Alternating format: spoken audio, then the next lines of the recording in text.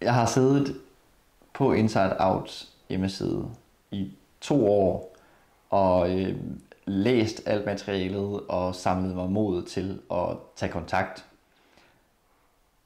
Og så en novemberdag i 2021 sad jeg på en café med hjemmesiden åben, og jeg kan ikke helt forklare, hvor modet kommer fra til at trykke ring. Men min tommelfinger trykker på nummeret, og jeg ringer op, og jeg er pissehamrende nervøs, for det er første gang, jeg ligesom tager en chance og fortæller, hvem jeg er og hvad jeg er vokset op i, til en, jeg slet ikke kender. Og det, der gav mig mod til at gøre det, det jeg tror, der var afgørende for, at jeg turde ringe, det var, at jeg kunne se, at Camilla, hun selv har været i det.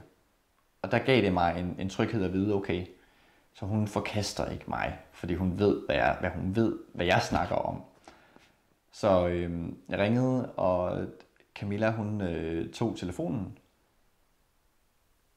og helt nervøst og febrilsk fortalte jeg hele min historie på 2 minutter. Og jeg tror ikke helt, jeg forstår, hvordan hun lige fik fat i alle de ting, jeg sagde. Men jeg tror, det har noget at gøre med, at jeg behøver ikke at sætte så mange ord. Jeg behøver ikke at forklare særlig meget detaljer, hvad jeg har oplevet. Fordi Inside Out forstår det. Altså det er mennesker, der ved, hvad de snakker om, og har erfaring på det område selv.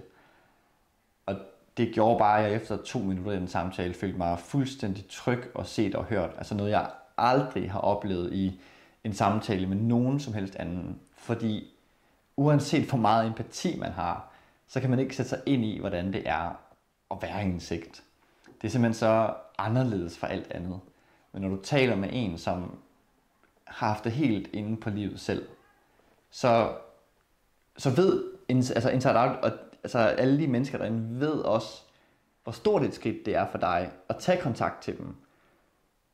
Så det var en vanvittig tryghed at snakke med hende, og jeg blev, det har også været, den samtale har også været startskuddet for virkelig at tage fat i den her heling af min fortid og tale højt om den. Og det er nu 2 år siden, jeg lavede det opkald, og det har været livsdefinerende for mig at ringe og snakke med Camilla og komme i kontakt med Inside Out.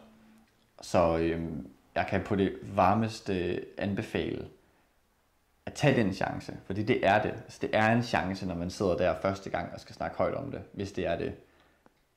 Men det er bare det rigtige sted at ringe til. Eller skrive til. Det står som en af den samtale står som en af de mest skelsættende øjeblikke i mit liv. Og det er jeg bare til altid dybt taknemmelig for, at det findes.